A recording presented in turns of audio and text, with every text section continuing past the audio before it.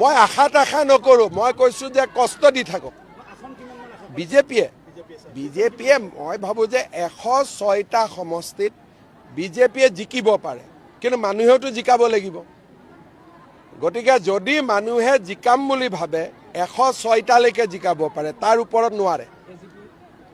চবক মিলাই AGP, বড়ো, আমি, কাৰ্বি, ডিমাচা সকলো মিলি 106টালৈকে আমি জিকিব পাৰোঁ।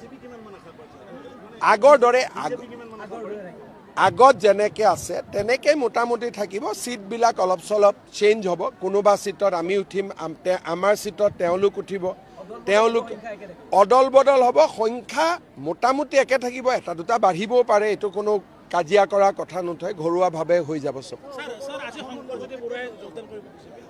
আজি আছুৰ কেইবাজনো প্ৰাক্তন নেতাই যোগদান কৰিব, কিন্তু মই সকলোকে কৈছোঁ যে শেষ সময়ত যোগদান কৰিছে, টিকেটৰ আশা কৰিব নালাগে। যোগদান কৰক, আদৰণি জনাইছোঁ, দলৰ মঞ্চত কামো কৰিব, কিন্তু আজি জইন কৰি অহাকালি পাৰ্টিত টিকেট এইটো অলপ দিগদাৰী হ'ব। সেইকাৰণে মই শংকৰজ্যোতি বৰুৱা বা তেওঁৰ লগত অহা সকলোকে কৈছোঁ যে আপোনালোকে পাৰ্টিৰ কাৰণে কাম কৰক। পাৰ্টিয়ে স্বাগতম জনাইছে, কিন্তু এইবাৰে ইলেকশ্যনৰ টিকেটটো আশা নকৰিব।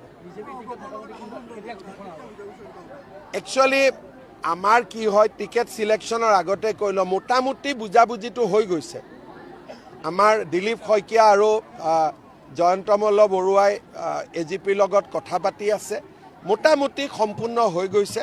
আৰু যিদিনাখনে অমিত শ্বাহ ডাঙৰীয়াই বিচাৰিব যে আপোনালোক আহক চেছ কৰি দিওঁ, লগে লগে চেছ হৈ যাব, কাৰণ যিটো প্ৰাথমিক বুজাবুজি সেইটো ইতিমধ্যে সম্পূৰ্ণ।